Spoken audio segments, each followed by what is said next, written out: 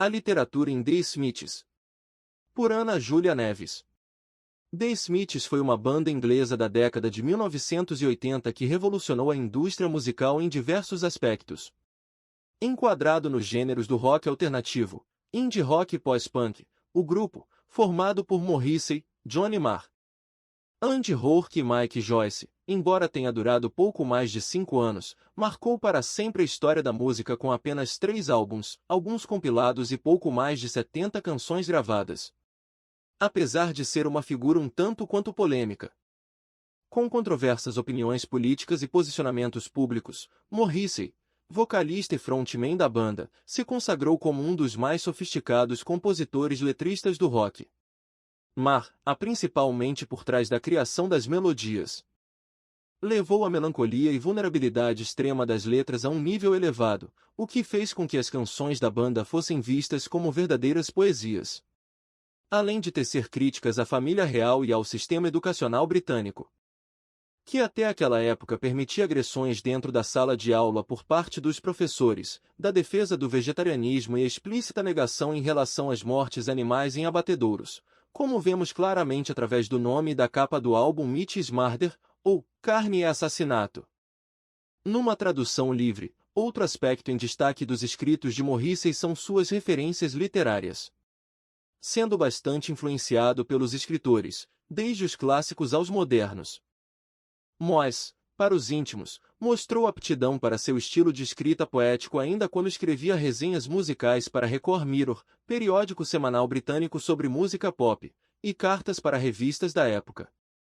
No entanto, foi através de sua banda que pôde explorar e homenagear seus ídolos. Assim, analisaremos neste artigo algumas das referências literárias presentes nas letras das músicas de The Smiths. The Smiths, 1984. Seguindo uma ordem cronológica de lançamentos, o primeiro álbum da banda, chamado homonimamente de The Smiths, foi lançado no ano de 1984. E conta com uma capa contendo uma cena retirada do filme Flash, do grande artista influenciador Andy Warhol, além de 11 faixas que apresentam de cara a sonoridade obscura, dramática e abatida que se tornaria a marca auditiva registrada da banda. Logo na terceira faixa, intitulada Miserable Lie, Morrissey canta: You have destroyed my flower-like life, not once, twice. Em tradução, você destruiu minha vida de flor, não uma, mas 2 vezes. Esse trecho provém da longa Carta de Profundis, na qual Oscar Wilde, escritor irlandês nascido no século XIX, escreve ao seu amante Alfred Douglas Bosie, durante o período em que esteve preso por cometer atos homossexuais de acordo com a lei de sodomia, então vigente na Inglaterra vitoriana. Na obra, ele escreve: Ele, Cristo, foi a primeira pessoa a dizer ao povo que eles deveriam viver vidas como a das flores. Wilde foi um dos mais influentes autores de sua época, tendo produzido diversas peças, mas sendo reconhecido, sobretudo, pelo seu polêmico e aclamado retrato de Dorian Gray. Oscar foi e continua a ser uma das maiores paixões do ex-vocalista do The Smiths, estando presente em diversas das suas citações. Em entrevista, Morrissey fala um pouco sobre sua relação com o autor. Pergunta: quando você descobriu Oscar Wilde pela primeira vez? Resposta: por volta dos meus 10 anos. Minha mãe era bastante dedicada e tinha vários livros, e me disse: você precisa ler isso, aqui tem tudo o que você precisa saber sobre a vida, e eu a ignorei completamente. Mas, um dia, eu me aproximei da obra e minha vida nunca mais foi a mesma. P. Qual era o livro? R. Era a obra completa de Oscar Wilde. P. E o que mudou em sua vida? R. Quase tudo. Eu sempre tive essa ideia sobre a escrita, de que, para escrever, você tem de ser completamente obscuro e incrivelmente intelectual. Tão intelectual que ninguém pudesse entender sobre o que você estava falando, e usar palavras complicadas, e ser muito profundo, e aí eu li Oscar Wilde, e ele usava a linguagem mais básica e falava as coisas mais poderosas, e todas as suas palavras eram fáceis de entender. E ele escreveu uma poesia tão vasta. E então me ocorreu que, em dizer as coisas mais básicas e reais, era aí que consistia o real poder da escrita, ao invés de ser ostentativo e retórico. Ao ouvir as músicas de The Smiths, Percebemos prontamente o efeito dessa fala direta. As palavras que Morrissey canta são simples, porém com um poderoso tom de direção. São grandes doses de sentimentos e delicadeza, o que faz com que qualquer um seja capaz de se identificar e sentir junto do músico. Se ele canta sobre amor, sentimos o amor. Se ele canta sobre tristeza, sentimos a solidão. Em outra entrevista, realizada por Ian Beer e publicada no ano de 1984 para a revista Smash Hits, Morrissey disse: "Enquanto eu caminhava pelo final da minha adolescência, eu era bastante isolado. E Oscar Wilde significava tudo para mim. De certa forma, ele se tornou uma companhia. Se isso soa lamentável, foi assim que aconteceu. Eu raramente saía de casa. Eu não tinha uma vida social. Então, quando me tornei um Smith, eu comecei a usar flores. Porque Oscar Wilde sempre usava flores. Eu realmente admirava sua bravura e a ideia de estar constantemente ligado a um tipo de planta. À medida que fui crescendo, a adoração aumentou. Eu nunca estou sem ele. É quase bíblico." Na faixa seguinte, chamada Pretty Girls Mac Graves, há uma citação direta à obra do romancista Beat Jack Kerouac, Os Vagabundos Iluminados, já mesmo no título. Morrissey, porém, ainda vem a cantar as mesmas palavras. "And Pretty Girls Mac Graves, ó." Em tradução, "E garotas bonitas fazem covas, ó." Publicado em 1958. O livro conta com uma filosofia de que garotas bonitas levam à luxúria, o que, por sua vez leva ao nascimento, que em seguida leva ao sofrimento, e, finalmente, à morte, ou seja, à cova. Isso se reflete na música, que fala sobre a história de um garoto adolescente cuja namorada promíscua o pressionava para que ambos tivessem relações sexuais, expressando, assim, a visão do próprio compositor sobre o assunto. Pois fala sobre o garoto ser muito delicado, um traço característico da personalidade de Morrissey. Curiosamente, a música termina com o seguinte trecho: "Oh, Hand in Glove, The Sunshine is Out of Our Beinds", referenciando uma música que aparecerá 4 faixas depois. Esta outra, chamada Hand in Glove, é provavelmente sobre uma relação homossexual. Também na faixa em sequência, intitulada The Hand That Rocks the Cradle, percebemos uma referência literária no seguinte trecho: "So rattle my bones all over the stones. I'm only a beggarman von nobody need stonou." Em tradução, "Então bata meus ossos por todas as pedras, eu sou apenas um mendigo que ninguém precisa conhecer." Não sabemos ao certo qual foi a inspiração exata do compositor ao escrever esse verso, visto que ele aparece em diferentes lugares e épocas na literatura.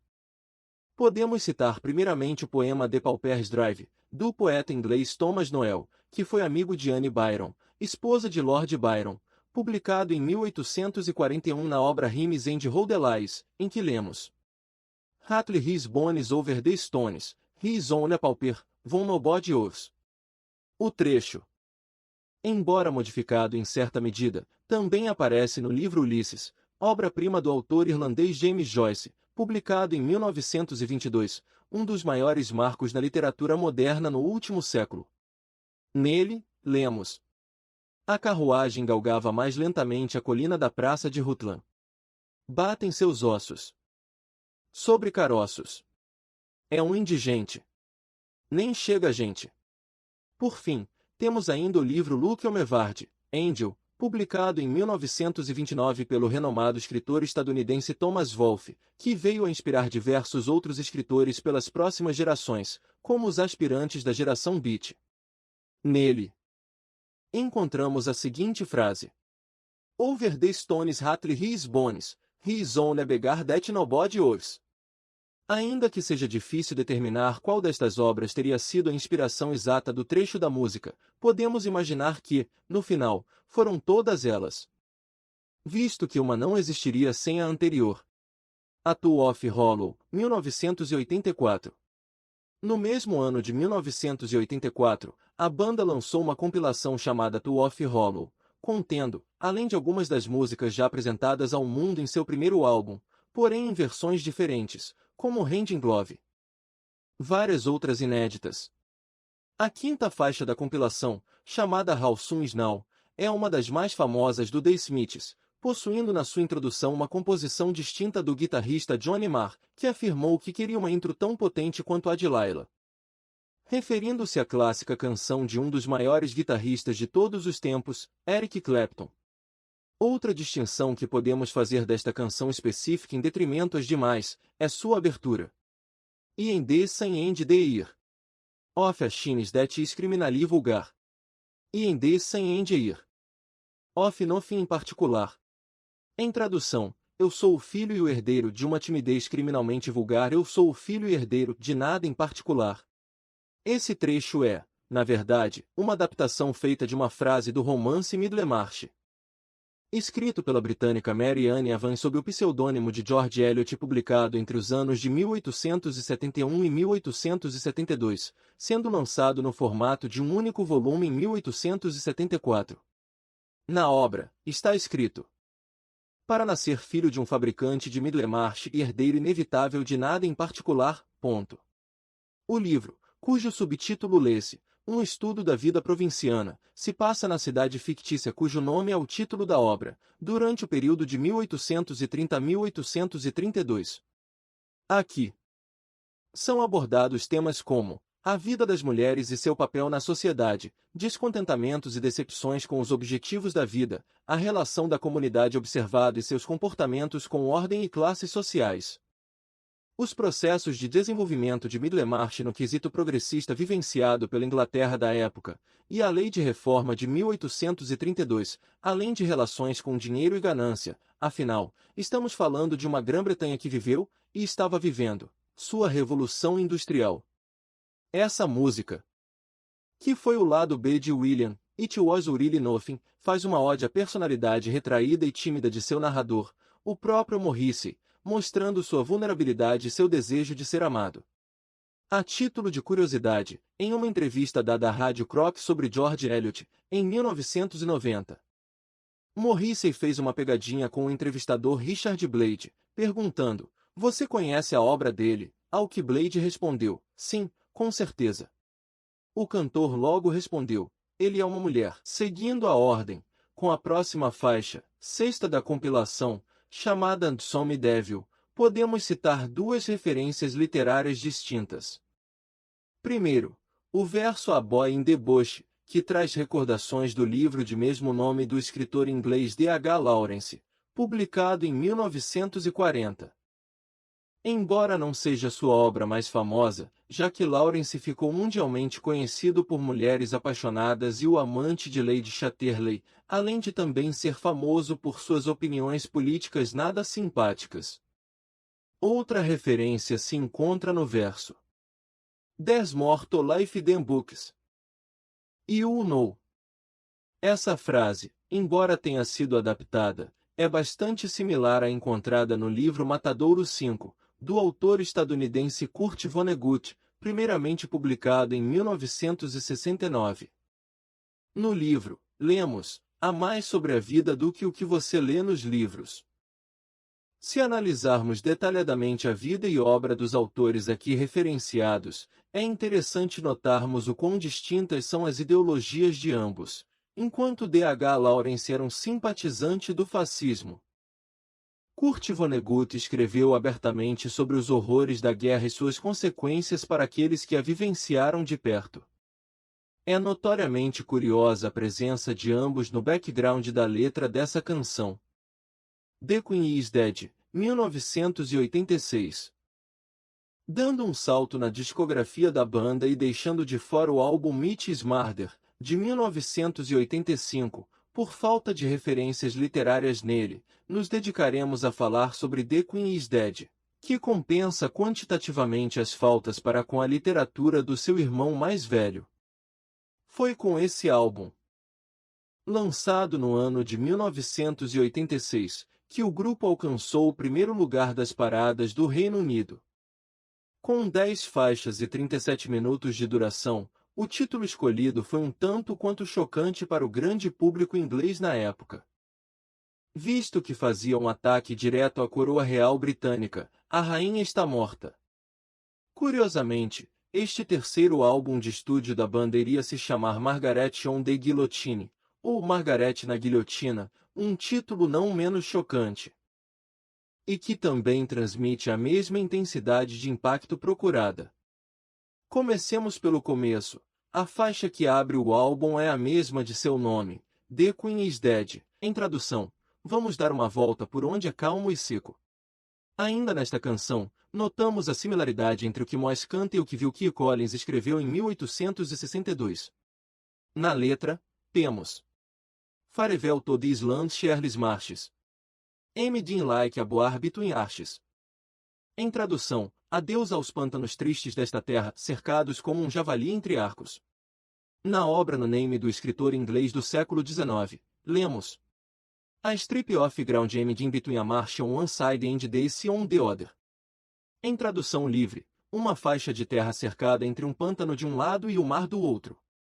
Por último, também é perceptível uma ponte entre o poema A Morsa e o Carpinteiro, do britânico Lewis Carroll. E a atmosfera da música, a morsa aristocrática tenta atrair as ostras para a praia para que ele possa aproveitá-las, semelhante à monarquia da Grã-Bretanha. Aqui, porém, os papéis são invertidos, com Morrissey como a morsa e a realeza britânica como as ostras. Cemetery Gates, faixa 5 do álbum. É, com certeza, a música de The Smiths na qual mais percebemos explicitamente referências aos grandes mestres da literatura, quando Morrissey canta Cats and Yachts are on your side. Wild is on mine. Em tradução, Keats e Yachts estão do seu lado enquanto Wild está do meu. John Keats foi um dos mais famosos poetas românticos ingleses, tendo dedicado seus 25 anos à escrita sobre o amor e os mistérios da vida. William Yeats, ao contrário, foi um poeta irlandês do século XX, cujos temas de sua escrita resvalavam entre política e o movimento do realismo. Wilde, como já comentamos, dispensa novas apresentações. Morrissey no túmulo de John Keats. A música trata de um encontro entre amigos, durante um tenebroso dia ensolarado em um cemitério, para discussões literárias e sobre as lápides dos escritores. A composição musical de Mar ajuda a dar o tom obscuro que perpassa a narração do dia dos jovens tafófilos, e o próprio Morrissey já admitiu ter um fascínio por figuras trágicas, em uma entrevista para a revista Spin, em 1988. Tenho uma obsessão dramática, incontrolável e inevitável pela morte. Se existisse uma linda pílula mágica que fosse capaz de lhe retirar deste mundo, acho que eu a tomaria. Outro tema presente na canção diz respeito às acusações de plágio que Morrissey vinha enfrentando durante a época de lançamento do álbum. Justamente por utilizar-se de tantas citações escritas previamente por outras pessoas. No entanto, isso não foi suficiente para que o vocalista deixasse de usar referências diretas dos maiores nomes da literatura. Nesta mesma faixa, Morrissey adapta um trecho de Ricardo III. Escrita por William Shakespeare. Na terceira cena do quinto ato, lemos Atart vice dan salutation todemor. Em tradução, saudou a manhã duas vezes. Já na canção, Moss dita Eritrice de sandan salutation todedão, que, em tradução, ficaria, 3 vezes o sol saudou o amanhecer. As referências ao bardo no álbum de maior importância da carreira de The Smiths não param por aí. Na 10ª e última faixa do disco, São Miguel's Arbid den Oders, é a vez da peça Antônio e Cleópatra ser adaptada. É cantado. As Antony sed to Cleópatra. As reopende a Crate of Ari. Oisei, São Miguel's Arbid den Oders.